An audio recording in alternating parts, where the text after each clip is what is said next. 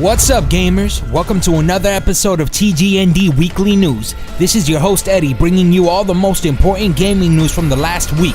So let's get started. Capcom has finally released a cinematic trailer for Project Resistance, aka the new Resident Evil game. The first trailer was a cinematic trailer, followed a couple of days later with another gameplay demo during last week's Tokyo Game Show. Some Resident Evil fans didn't like the idea of a Resident Evil spin-off 4 vs 1 multiplayer game. I saw the complete demo and I understand why the discontent. I too was expecting a Resident Evil 8 announcement. The truth is that Capcom doesn't have a good track record with Resident Evil spin-offs, but lately Capcom is on a winning streak, giving gamers what they want and bringing high-quality AAA games. So let's give them some hope. There's a beta in October. The gamers next door will keep you posted.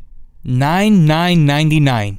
This date marks the launch date here in North America of one of the most important consoles ever released, the Sega Dreamcast. For the gamers that didn't live in that generation, the Dreamcast was so advanced that it inspired the future of console gaming. Arcade perfect quality, and they were also very serious about 60 frames per second gaming. It was the first console with internet connectivity, 4-port controllers, and more. Dreamcast was the stepping stone into the future of gaming as we know it. The rest is history. Long live the Sega Dreamcast. Apple has just announced the Apple Arcade. Gamers will be able to play on Apple TV as well as all other Apple devices. Apple Arcade will cost $4.99 a month. The service will launch on September 19, 2019. In an effort to keep their head above the water, GameStop will close around 200 stores by early next year and more to follow. It makes a lot of sense. The company lost $400 million last quarter. The stores that are closing are the ones that are underperforming. They are talking about changing the store layouts and making it more gamer friendly. We think it's still important for a company like GameStop to still be around. I miss Blockbuster, and I know it will be the same story with GameStop. Only time will tell. Let's go over some highlights of the Tokyo Game Show. First and foremost, we got some new footage and even a 50-minute demo showcasing the gameplay in Death Stranding. It really gave us a better idea on how the gameplay works and what you need to do on the game. Also in the demo, you can see how multiplayer interaction works and every other cool gameplay mechanic that only Kojima and the team are known for. The game is created by the legendary Hideo Kojima, so fans have been waiting years for this title. I honestly don't recommend watching it if you really want to be surprised when you actually play the game. Death Stranding is launching on November 8th and is exclusive for Sony's PlayStation 4. Next up, we got some new gameplay for the upcoming Final Fantasy VII Remake. This game actually looks like it's going to be phenomenal and worthy. They even showed a new boss fight and how some minigames work. The people at Square Enix really know what they're doing, and they're definitely not taking the opportunity to remake this beloved classic for granted. Final Fantasy VII Remake launches on PS4 on March 3rd, 2020. We also got some new gameplay for the upcoming Dragon Ball Z Kakarot. This is actually the game Dragon Ball fans have been dreaming for, and they announced that they will be covering the Buu saga within the game as well.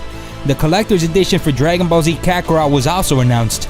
It comes with a really nice statue showcasing a really cool scene from the beloved series, a hardcover game art book, and a really cool steelbook case. Fans will be able to get their hands on this classic on January 17, 2020. Kingdom Hearts 3 upcoming DLC called Remind was officially announced. It's good that they're keeping this game alive somehow.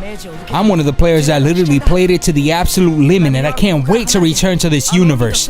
Not too much was announced about the story for the DLC other than the fact that it'll obviously take place after Kingdom Hearts 3 and will delve into what happens after Sora and Riku and Kairi finish their previous adventure. The Remind DLC is set to release sometime this winter.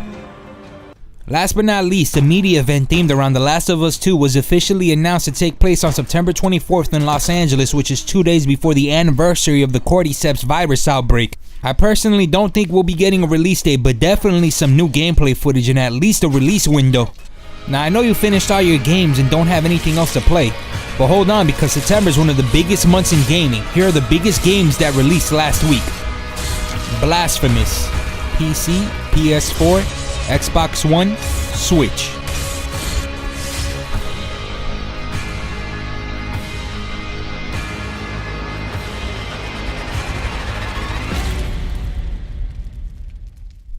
Gears 5, PC, Xbox One.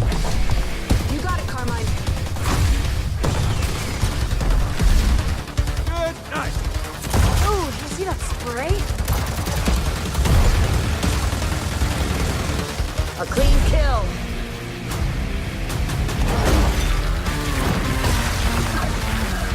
Bomb set. Get out of the Venom! Pump about the blood. Run for it! We gotta leave now! Come out, wherever you are!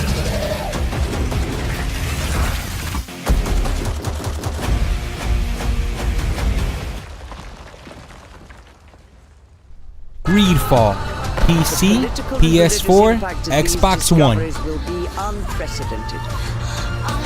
I thought you were different because you are an unknown Manawi.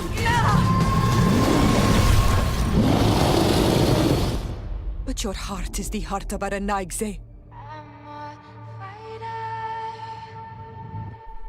Daemon X Machina, Nintendo Switch. A god or a demon?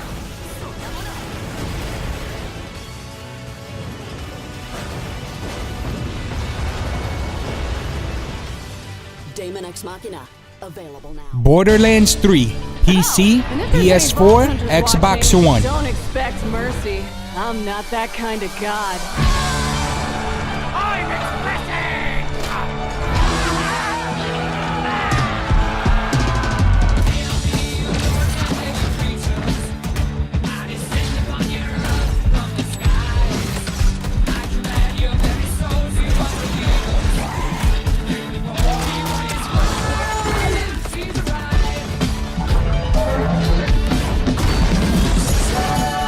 Thank you guys so much for watching. We hope you like this episode of TGND Weekly News. Remember to like and subscribe to the Gamers Next Door on Facebook and especially on YouTube. This is your host Eddie signing out, and as always, happy gaming.